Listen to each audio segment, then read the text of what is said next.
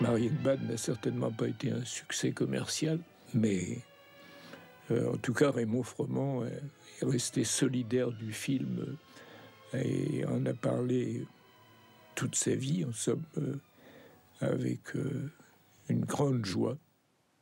Il a eu cette idée avec son ami Courreau de me demander de travailler avec Alain Robbe-Grillet, qui était un écrivain que je connaissais évidemment par la presse, mais dont je n'avais jamais lu un livre, j'ai envie de dire même une ligne. Et quand, avec son ami Courreau, ils m'ont fait cette proposition, ça m'a un petit peu déconcerté. Et je me souviens que ma première réponse a été de dire « mais d'après ce que j'ai lu dans la presse, c'est un écrivain très difficile, dont les livres sont assez rébarbatifs. Je ne sais pas du tout si c'est une collaboration possible pour un film. » Ils m'ont dit « écoutez, acceptez de le rencontrer en tout cas. » Raymond Froment m'a persuadé assez facilement qu'il n'était pas nécessaire que je connaisse l'œuvre d'Alain Robbe-Grillet pour accepter de passer 2 heures avec lui. Donc j'ai accepté et l'entretien avec Alain Robbe-Grillet a été tellement agréable, chaleureux, que je pense qu'on a passé l'après-midi ensemble à parler de la vie et du cinéma et du théâtre. Et on s'est aperçu qu'on avait des plaisirs communs devant un certain nombre de spectacles et même d'œuvres littéraires. Enfin, c'était un entretien extrêmement joyeux, c'est ça sur lequel j'insiste. Et j'étais donc séduit. Alors j'ai accepté, enfin, ça va de soi, de le revoir dans une semaine, parce que je ne lui ai pas caché que je n'avais rien lu de lui, pour que je lise les 4 livres qui avaient été publiés. Et j'ai été aussi séduit par les livres et par cette lecture que par la personne d'Alain Robbe-Grillet. Et quand on s'est retrouvé une semaine plus tard, c'était un lecteur tout à fait conquis grâce à toutes les émotions que la lecture de ces 4 livres avait provoqué chez moi. Là, ça fait un petit peu conte de fées tout ça, mais en fonction de nos conversations, Alain Robbe-Grillet m'a proposé d'écrire 4 sujets de scénario, chacun d'une page, et qu'il y en ait un sur les 4 qui me séduisent et sur lesquels on pouvait partir. Une semaine plus tard, Alain Robbe-Grillet m'a donné en effet 4 sujets, et là j'ai mis peut-être quand même 24 heures avant de me décider, parce que les 4 pages permettaient de faire en effet 4 films, et c'était assez difficile de savoir quel était le plus attractif, le plus séduisant. Je me suis arrêté sur l'année dernière. À Marianne Bad, c'est venu plus tard. Et en moins de 2 mois, en tout cas, j'avais un scénario complet, extrêmement détaillé. Il y avait même une chose peu fréquente, qui était que la page de gauche comportait tous les effets sonores, même les visuels souvent, et la page de droite, les dialogues et des didascalies succinctes, disons. Quand le scénario était fini, j'ai fait l'opération habituelle de faire un découpage, qui avait d'ailleurs peu de différence avec celui que me proposait Alain Robbe-Grillet. Et pendant des semaines, cette scène s'est répétée, mais elle est devenue de plus en plus émouvante à mesure qu'on avançait dans le film. Je veux dire, Raymond Froment était heureux pendant l'écriture, mais à partir du moment où on est passé au tournage, je le trouvais le matin en arrivant au bureau en train de relire le découpage et il me disait « Ah, Alain, comme ça me fait plaisir de tourner un film pareil, enfin, c'est vraiment une aventure et chaque jour j'attends de voir les rushs avec plus de plaisir, parce que c'est comme si je lisais un feuilleton dans un quotidien, et de ne pas être en train de faire un film habituel, enfin, où on peut être content, mais on n'a pas de surprise. Là, il y a quand même un élément aventureux qui me comble de bonheur. Bon, alors vous devinez, pour un metteur en scène qui redoute toujours plutôt il serait peut-être mieux si vous faisiez ça plutôt que ça, ou enfin qui discute les scènes à faire. Généralement, ça va coûter trop cher, ou des choses de ce genre. Enfin, ce qui me paraît tout à fait naturel. Là, de trouver quelqu'un qui faisait ses observations, je veux dire, ça n'était pas passif, c'était pas qu'il acceptait ce qu'avait écrit, j'allais dire l'autre Alain, enfin Robbe-Grillet. C'était simplement le plaisir qu'il avait à réaliser le film que... Est-ce que les deux Alain avaient le même film en tête? Ça, on pourra discuter de ça un jour, mais en tout cas, c'était un trio, pour ne pas dire un quatuor, parce que je ne veux pas effacer Corot, qui aimait beaucoup aussi ce qu'écrivait Robbe-Grillet. Mais enfin, c'était un trio qui fonctionnait dans le plaisir. Je ne vois pas quel défaut ou quel reproche on pourrait faire à un homme comme Raymond Froment. Par exemple, si je fais un gros saut dans le temps, il y a un autre exemple, c'était le dernier jour de tournage, et j'avais fait un plan dont je n'étais pas satisfait, même en le tournant 10 fois. Enfin bon, j'étais donc assez sombre, puisque c'était le dernier jour de studio. Et à la fin de la journée, Raymond Froment a dit « Bon, ben Alain, vous n'êtes pas content, et ben on tourne un jour de plus. » Et évidemment, le directeur de production, qui n'avait pas tort non plus, m'a dit « Écoutez, juste pour un plan, un jour de plus de tournage, c'est quand même une décision considérable, parce que un jour de studio de plus, c'est énorme comme conséquence. » Et Raymond Froment avait eu cette réponse décisive, on peut dire. « Écoutez, Michel Choquet, c'était le nom du directeur de production. Pour l'instant, c'est très douloureux de faire un jour de plus, mais pensez à la douleur qu'on va avoir quand dans 1 an, dans 2 ans ou plus, il faudra qu'on revoie ce film, et qu'à chaque fois que ce plan passe, on ait le regret de ne pas avoir fait une prise de plus. » Heureusement, la vertu est récompensée, on va dire. J'ai trouvé dans la nuit une solution de montage, et on a pu se passer de cette journée supplémentaire sans dommage pour le film. Mais ça montre en effet un producteur qui m'aurait dit « Alain, il n'est pas question, c'est fini, c'est fini », je me serais peut-être bloqué. Le fait de la proposition de Raymond Froment a fait que ça m'a permis, dans la détente, de prendre la décision avec plus de calme et de, on va dire, créativité, pour employer un mot prétentieux. Quand Robbe-Grillet écrivait, et quand on discutait après ensemble du scénario, il y avait un plaisir naïf immédiat de dire on va essayer ça, on va voir ce que ça va donner, mais ni vous ni moi, on connaît le résultat. Mais on a l'impression qu'on touche peut-être on va dire à l'inconscient, sans savoir très bien comment nous y prendre, mais que la tentation de le faire est la plus forte. On était des grands admirateurs des textes d'André Breton et de tous les problèmes que soulevaient les idées d'André Breton. Bon, je ne pense pas qu'on était des purs surréalistes, mais des émotifs, certainement.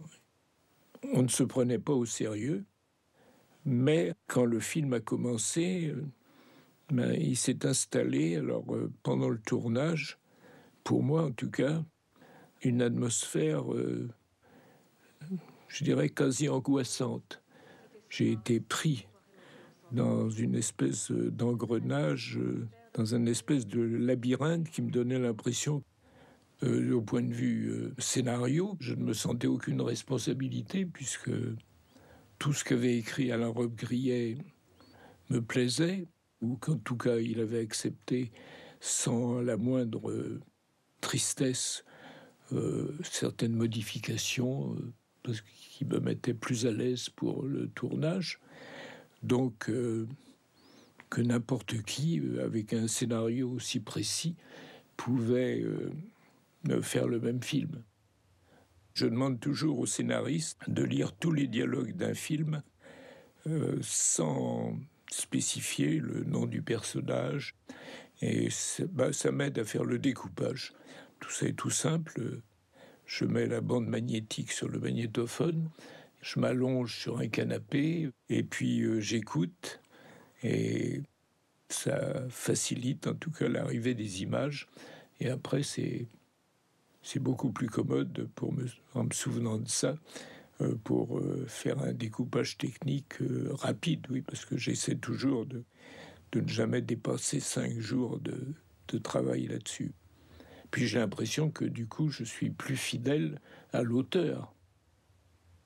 La contradiction intéressante, c'est que Alain Robbe-Grillet se refusait à donner le moindre détail sur la vie des personnages, sur leurs émotions, mais que pour tourner des séquences qui devaient donner une sensation de rupture en passant de l'une à l'autre, nous, on était forcés d'imaginer, en effet, une situation précise et donc d'ajouter de la psychologie dans le jeu.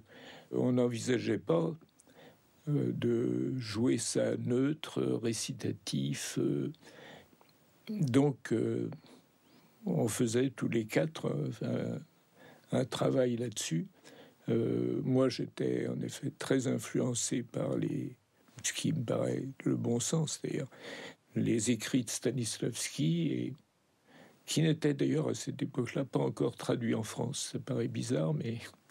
Et le fait que Delphine Seyrig était l'élève de Strasberg faisait qu'on s'entendait admirablement.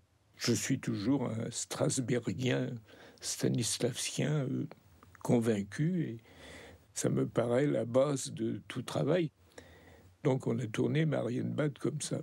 Ça a d'ailleurs été une critique amusée d'Alain Robbe-Grillet en disant évidemment, vous avez introduit dans ce film un peu trop de psychologie, mais après tout, comme le résultat me plaît, c'est pas grave. L'idée d'un viol ne m'intéressait pas du tout. C'était une des modifications que j'avais demandé à Alain Robbe-Grillet sur le scénario. Et donc, je lui ai demandé en somme la permission de ne pas tourner du tout de viol, en aucune manière. Ça ne m'intéresserait que dans un film, je dirais, quasi documentaire, mais ça, je ne le sens pas du tout dans ce scénario. Pour moi, c'est un film sur la persuasion, sur la conquête, sur la rencontre. Enfin, pour moi, c'est un simple film d'amour. Donc, j'ai essayé de traduire l'émotion amoureuse, mais justement absolument opposée à l'idée d'un viol. Donc, je ne sais pas comment le film est interprété, mais en tout cas, je sais très bien dans quel esprit on l'a tourné. J'ai demandé à Henri Langlois d'organiser une séance de projection de Loulou de Pabst, et je pense que ça a été déterminant pour les comédiens et pour les techniciens. Toute l'équipe était invitée à cette séance. Donc, oui, je suis tout à fait d'accord pour qu'il y ait eu une influence de Loulou sur tout le film. Quand on travaille avec des gens dans une équipe, j'entends aussi bien technicien qu'acteur, c'est que on puisse partager des émotions communes. Bon. Or, Giorgio Albertazzi était italien, donc il connaissait très bien les aventures de Mandrake, ou si vous préférez Mandrake, ou si vous préférez Mandrake il re della magia, qui est un personnage donc créé par Lee Falk et dessiné par Phil Davis, et Delphine Seyrig, qui était, en somme, on peut dire moitié américaine, le connaissait aussi dans sa version américaine, et Sacha Pitoeff l'a regardé en tout cas. Bon. Et ça nous a souvent donné un espèce de moyen de communiquer, quoi. Mandrake traite beaucoup de l'inconscient et de l'imaginaire. On peut imaginer que l'inconscient de notre cerveau est le même pour tous les terriens. Bon. Et que c'est peut-être ça qu'on était en train de reproduire sans avoir le matériel scientifique pour l'analyser.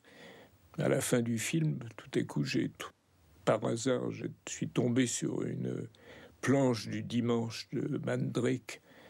J'étais un peu surpris parce qu'il y avait une représentation du jardin et des extérieurs donc de l'année dernière à Marienbad, qui était très voisine. Et je l'ai montré à notre script Sylvette Baudreau, et m'a dit « Bah oui, ça c'est ce que vous avez montré à Saunier ». Or, Saunier n'avait jamais vu ces images, et moi, je les avais totalement oubliées. Et c'était un pur hasard, alors. Et j'étais très heureux quand, plus tard, Lee Falk a pu voir le film, et qu'il a été absolument emballé par le film. Bon.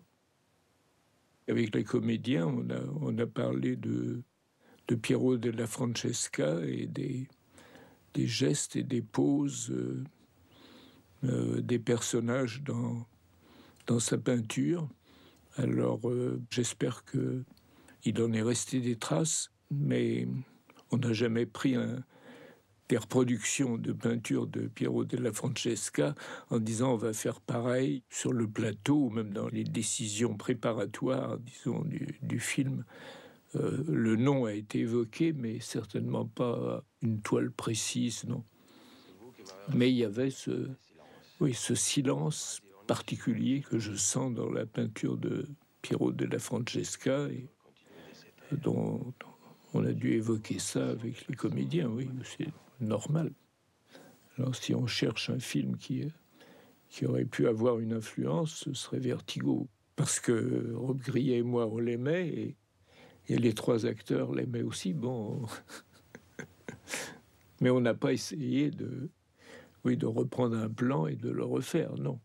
Si on aperçoit la silhouette d'Hitchcock dans le film, bon, c'est un peu un titre d'hommage ou de clin d'œil amical, je sais pas, enfin, d'essayer de dire si un jour Hitchcock voyait le film, on vous aime, quoi. C'est plus simple que ça, oui. J'aimais beaucoup les images que j'avais pu voir de Vierny, j'aimais nos conversations, il aimait le sujet, et Philippe Brun était un cadreur exceptionnel parce que il travaillait encore avec il travaillait à une époque où beaucoup de cadreurs se refusaient à cette épreuve, c'est-à-dire avec un pied à manivelle, ce qui exige une rapidité de pensée et de réflexe absolument exceptionnelle, mais qui donne aussi une fluidité au mouvement d'appareil que je cherchais. En 1960, le scope en France n'était pas très utilisé à ma connaissance. J'avais envie qu'il y ait une étrangeté un petit peu dans les cadrages, et que je me sentais plus à l'aise avec le scope, oui. De l'autre, le scope me permettait aussi de m'approcher des comédiens et de ne pas perdre de vue le décor. La profondeur de champ nous intéressait tous en 1960. Alors comment l'obtenir, dans la mesure où, justement, avec le scope, elle est réduite, étant donné les optiques qui étaient à notre disposition. Donc il a fallu fabriquer des lentilles qui, si je ne me trompe, étaient en effet coupées et qu'on disposait devant l'appareil de manière à obtenir le point des premiers plans et des fonds en les séparant par des zones de flou intermédiaires. J'avais l'impression que dramatiquement, ça me permettait certains effets. L'idée, c'était de tout tourner le film en France, mais en faisant le devis, on s'est aperçu que ça nécessitait un voyage dans plusieurs châteaux et jardins français et que le devis devenait très élevé. Tandis que en allant à Munich, on trouvait quand même à la fois des intérieurs réels et des extérieurs dans un rayon d'une quinzaine de kilomètres et que donc ça économisait beaucoup d'argent. Donc c'était la seule solution. Mais en effet, jamais, ni Rob Grillet ni moi, on n'avait pensé à évoquer l'Allemagne ou les châteaux allemands ou les châteaux de Bavière pendant l'écriture ni le découpage. C'est venu uniquement pour des raisons financières. Quand j'ai commencé le montage avec Henri Colpi et Jasmine Chanet, on s'est dit on ferme le découpage, on a ces plans dans la salle de montage et on les monte selon notre goût, nos impressions, mais enfin on oublie le scénario, quoi. Et on est retombé tout de suite sur la construction originelle, ce qui nous a d'ailleurs fait plaisir parce que ça montrait que c'était pas un jeu gratuit. Sans ça, on aurait pu trouver d'autres solutions. On pouvait dire que cette intrigue pouvait se raconter de 50 manières différentes. Non, pas du tout. Et c'est là où c'est drôle, parce que la première impression, c'est que n'importe quel plan peut suivre n'importe quel autre, puisqu'il n'y a pas de chronologie dans l'intrigue. Non, je suis sûr que quelqu'un qui se donnerait le mal de faire une étude du film découvrirait que on respectait tout à fait des lois de construction dramatique qui étaient les mêmes, disons, des Grecs à nos jours, quoi. Enfin, c'est mon hypothèse, en tout cas. Alain Robbe-Grillet a vu donc la première copie dans une salle de projection privée, là, et j'avais tellement le trac que je n'en pouvais pas envisager de le voir en même temps que lui, puis je voulais lui laisser la liberté de réaction aussi. Il était environ midi quand il est revenu de cette projection et il a ouvert la porte et d'une manière très théâtrale et souriante, en somme, il a fait une espèce de grand geste du bras et il m'a dit « Alain, je ne pensais pas que ça pouvait être aussi beau. » Évidemment, c'est très prétentieux de raconter ça comme ça, mais il était vraiment dans la jubilation. Alors après, on a parlé, après, on a expliqué les manières différentes qu'on avait de voir le film et la différence qu'il pouvait y avoir entre lui et moi portait sur le type de musique. J'avais demandé à Olivier Messiaen de composer la musique et Olivier Messiaen m'avait dit qu'il ne pouvait pas travailler pour le cinéma parce qu'il y avait un minutage précis et qu'il ne pouvait pas composer en connaissant le minutage avant d'avoir écrit. Bon. J'ai fait des essais avec plusieurs musiciens et il s'est trouvé que Francis Seyrig, qui avait d'ailleurs travaillé comme élève, en tout cas dans des classes de Messiaen, m'a donné les choses les plus satisfaisantes. Moi, j'ai été absolument... Le Festival de Cannes avait envisagé de sélectionner le film, mais il avait mis une condition qui était de doubler la voix d'Albertazzi par un acteur français. Et là, ni Robbe-Grillet, ni moi, ni Raymond Froment n'ont accepté cette solution. Robbe-Grillet aimait beaucoup les intonations italiennes, mais aussi un peu cosmopolites qu'il y avait dans la voix de Albertazzi. Donc, Cannes a retiré sa demande et Raymond Froment a dit non, maintenant on le garde et on verra si Venise accepte de le prendre. Et Venise a accepté, voilà. La projection à Venise a été en 2 parties. La première partie de la projection a été pour le moins houleuse, parce que dès la 5e minute, on peut dire, les gens ont commencé à emboîter le film et à éclater de rire à chacune des répliques. Ça m'est déjà arrivé dans des ciné-clubs. Bon, j'étais pratiquement dans la salle en train de me tourner vers Raymond Froment et Alain Robbe-Grillet pour leur dire peut-être que ça fait déjà une demi-heure que ça dure, ce serait plus élégant d'arrêter la projection. Puis tout à coup, une séquence est arrivée et une moitié de la salle est partie en applaudissements très violents. Et là, il y a eu un phénomène physique ou chimique, je ne sais pas lequel des deux. Ça a stoppé toute la partie de la salle qui s'esclaffait à chaque réplique. Et la dernière heure du film s'est déroulée dans un silence religieux. Et quand ça s'est rallumé, je ne dis pas qu'il y a eu la standing ovation, comme on dit maintenant en français, mais ça a été extrêmement applaudi. Qu'est-ce qu'on peut tirer comme conclusion? Que avant de rallumer, il faut garder de l'espoir. Chaque film pose les problèmes que pose un premier film, enfin, et peut-être même que le trac et l'inquiétude augmentent à mesure. D'ailleurs, il y a une preuve technique, c'est que mon dernier film a été tourné exactement avec la même rapidité ou la même lenteur, ça dépend comment on voit les choses, que Hiroshima, mon amour. Donc si j'avais fait des progrès, j'irais plus vite.